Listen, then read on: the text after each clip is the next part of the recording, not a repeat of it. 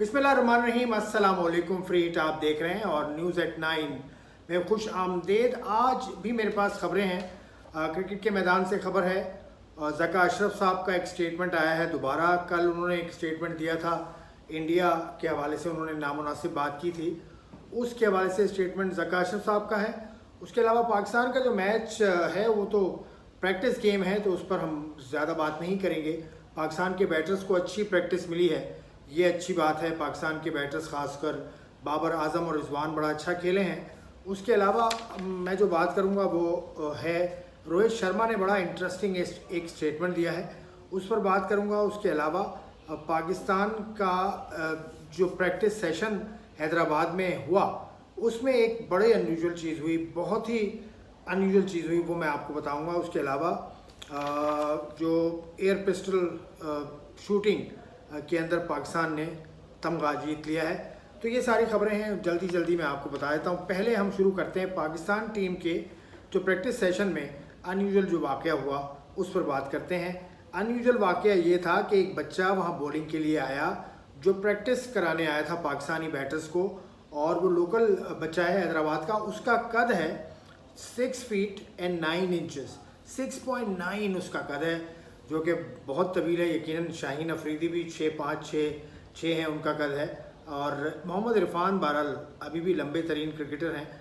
जो international match खेले हैं, 7.1 उनका कद है। बहरहाल ये जो बच्चा है इसका नाम है निशांत सारानू, और ये बच्चे का कद जैसे मैंने आपको बताया 6.9 इसका कद था। इसको पाकिस्तान के जो बॉलिंग कोच हैं मॉर्नी मॉर्कल, उन्होंने देखा था और उन्होंने इसको ख़ास तौर से बुलाया और ये तवज्जो हासिल कर ली बच्चे ने फ़ौरन ही पाकिस्तानी प्लेयर्स की, और पाकिस्तान के कई प्लेयर्स से ये मिला भी और बहुत मुनासिब इसने बॉलिंग भी की।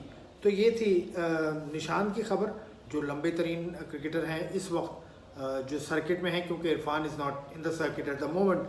लेकिन ये क्रिकेटर ऐसे नहीं है, इस लेवल पर क्रिकेट नहीं खेलते, लोकल खेलते हैं, तो इनके लिए गुड लक।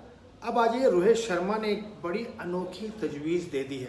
अनोखी तजवीज़ क्या दी? उन्होंने एक वेबसाइट को इंटरव्यू देते हुए उन्होंने कहा कि छक्का मारते हैं ना, छक्का बाउंड्री के बाहर गया, 6 रन हो गए। ये कह रहे हैं कि अगर कोई बाउंड्री के बाहर गेंद को फेंक दे 80 से 90 मीटर्स, तो फिर उसको मिलने चाहिए 8 रन।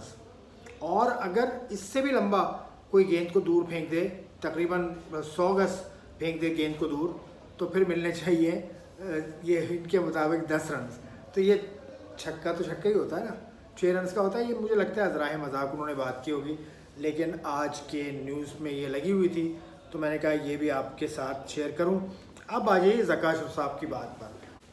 ज़का अशरफ साहब की बात करने से पहले उनका वो बयान मैं आपको फिर सुनवाना चाहूँगा जो उन्होंने कल दिया था, और उसमें बहुत ज़्यादा तनकीद का निशाना उन्हें करना पड़ रहा है सोशल मीडिया पर। उन्होंने ये कहा था कि इंडिया गई है टीम, दुश्मन मुल्क में गई है टीम। क्या कहा था उन्होंने, वो सुनिए। पाकिस्तान की हिस्ट्री में इतने पैसे कभी नहीं मिले जितने मैंने उनको दिए, इतने पैसे कभी नहीं मिले जितने मैंने उनको दिए। जब ये किसी दुश्मन मुल्क में या किसी जगह भी खेलने जाएं जहाँ कंपटीशन हो रहा है, they should go with full support of the nation. तो अब जब सोशल मीडिया पर इतनी ज़्यादा तनकीद हुई, तो ज़का अशरफ साहब ने आज एक दूसरा बयान भी जारी किया है, और वो बयान है भारत में पाकिस्तानी टीम का जो इस्तकबाल हुआ वो इस बात का सबूत है कि दोनों मुल्कों में अवाम एक दूसरे को बहुत पसंद करती है, और एक दूसरे के मुल्कों के खिलाड़ियों की भी बड़ी फ़ैन है। और हैदराबाद के एयरपोर्ट के बाहर बड़ी तादाद में जमा होना लोगों का इंडिया के, ये इस बात का सबूत है कि दोनों ममालिक एक दूसरे के खिलाड़ियों से प्यार करते हैं। उन्होंने ये कहा कि जब इंडिया और पाकिस्तान की टीमें मैदान में उतरती हैं तो दोनों रिवायती हरीफों के तौर पर नज़र आते हैं, दुश्मन के तौर पर नहीं। तो उन्होंने ये वजाहत कर दी कि दुश्मन के तौर पर नहीं, लेकिन उन्होंने ये नहीं कहा कहीं भी पूरी स्टेटमेंट में कि मैंने कल जो स्टेटमेंट दिया था उससे अगर किसी की दिल आज़ारी हुई तो मैं उसकी माफ़ी मांगता हूँ, या जो भी। उन्होंने उस स्टेटमेंट के बारे में कुछ नहीं कहा। ही डिलीवर्ड अनदर स्टेटमेंट, तो वो उनकी स्टेटमेंट अभी तक मालूम नहीं कि उस पर वो कायम है कि नहीं कायम है। इस हवाले से ज़का अशरफ साहब ने कुछ नहीं कहा। तो मैं इस ज़रूरी नहीं समझता इस वजाहत को, क्योंकि उनको करने की ज़रूरत नहीं थी, वजाहत करने की ज़रूरत नहीं थी, उनको अपना बयान शायद वापस लेने की ज़रूरत थी, जो उन्होंने नहीं किया। खैर, ज़का अशरफ साहब बेहतर समझते हैं, managing committee of the PCB के वो चेयरमैन हैं, तो वो सूरत हाल को अपने तौर पे देख लिया, उन्होंने जो बेहतर समझा वो कर दिया। अब बात कर रहे थे हॉकी की। हॉकी में पाकिस्तान की टीम एशियन गेम्स में 3 फतूहात समेट चुकी है। पहले सिंगापुर को हराया, फिर बांग्लादेश को हराया, फिर उज़्बेकिस्तान को हराया और तीनों मैचेस ही बड़े कन्विंसिंगली जीते हैं। 3 में से 2 मैचेस तो कन्विंसिंगली जीते हैं, बाकी एक मैच थोड़ा फंसा हुआ जीता था। अब पाकिस्तान का अगला मुकाबला है कल और भारत के खिलाफ मुकाबला है, तो उम्मीद है कि पाकिस्तान अपनी कारकर्दगी का तसलसल बरकरार रखेगा और बेहतरीन कारकर्दगी पेश करेगा।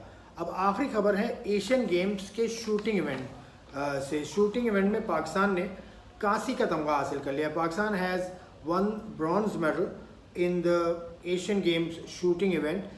कशमाला तलत ने ख़वातीन के 10 मीटर एयर पिस्टल मुकाबले में ये तमगा जीता है। इस मुकाबले में इंडिया ने सोने का और चांदी का तमगा भी जीतने में कामयाब हुए हैं इंडिया के एथलीट्स। तो ये थी आज की न्यूज़ एट 9 से मेरे पास खबरें। आपने पसंद की हो तो आप सब्सक्राइब कीजिए चैनल को। खुदा हाफिज़।